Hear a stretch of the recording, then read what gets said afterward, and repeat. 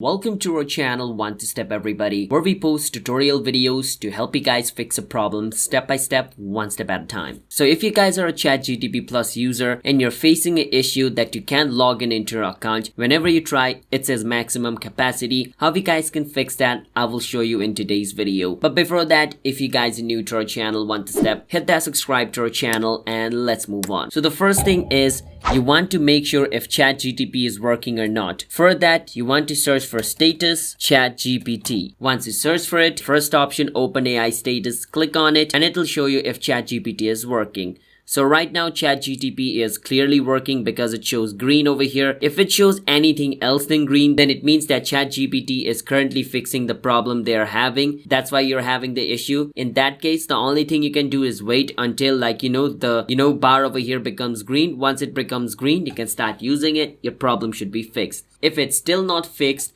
and you're still facing this issue, then what you can do is use a VPN and connect to a country. I will suggest you to use this VPN called Windscribe. It's a free VPN and connect to any country and then try to log in into your account. It should be fixed.